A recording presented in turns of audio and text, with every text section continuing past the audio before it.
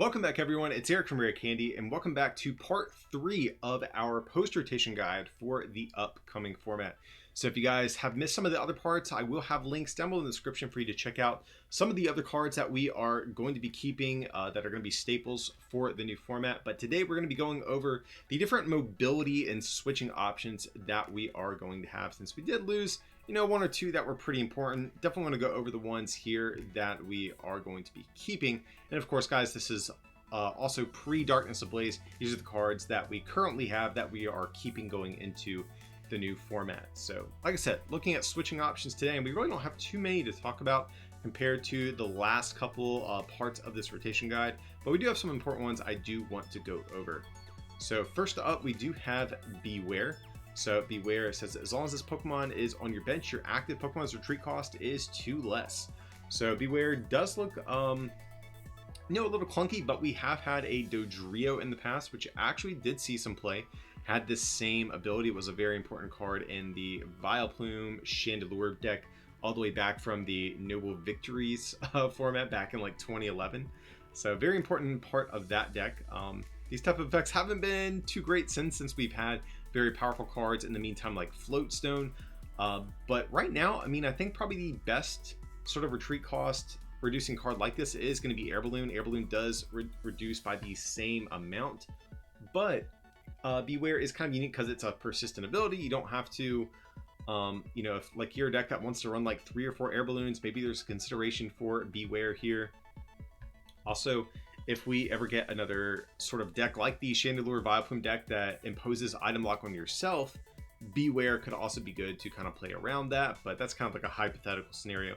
Right now, I think our other switching options are generally just going to be a little bit better, but as always with this post-rotation guide, I want to kind of cover all of the options we're going to have, even if some might not be some of the most popular ones. So next up from there, we have Drifblim. This is kind of a highly specialized switching option. It's going to be limited just to tag teams.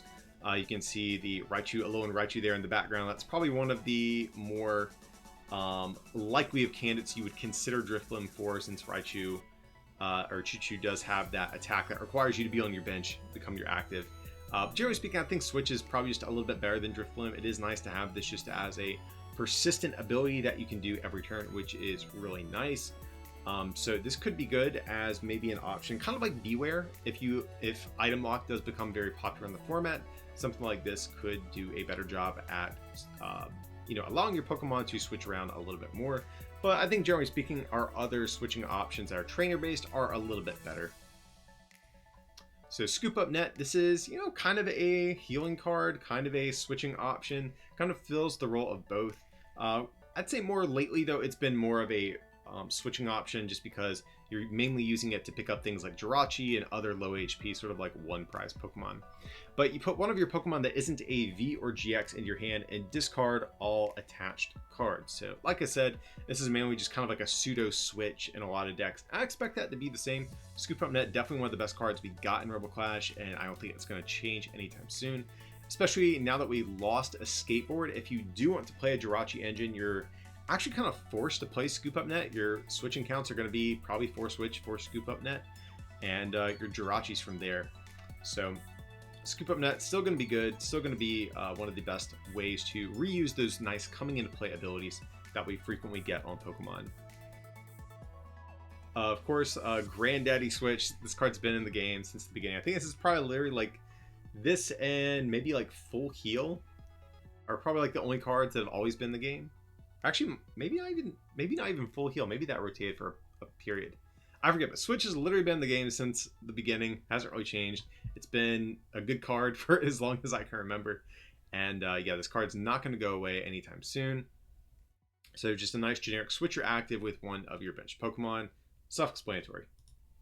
Malwan Lana, this is definitely a card that has been very good ever since it came out back in Cosmic Eclipse. So you get switcher active with one of your bench Pokemon, but of course if you want to discard 2 cards from your hand as well, you get to heal 120 from the Pokemon you moved to the bench. So we've seen this in a lot of the tag team decks that have been floating around ever since.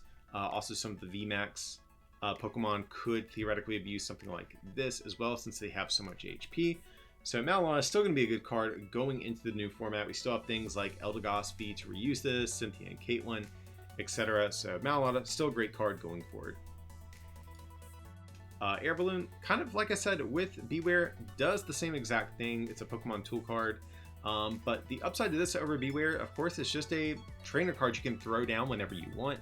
So this is probably the closest thing we have right now in the format that's close to Floatstone. And Air Balloon's still going to see play, you know, no doubt about it. Definitely one of the better switching options that we are still going to be retaining going forward. And we did lose a skateboard, but we do still have UTurn Board. I mean, it's not quite the same.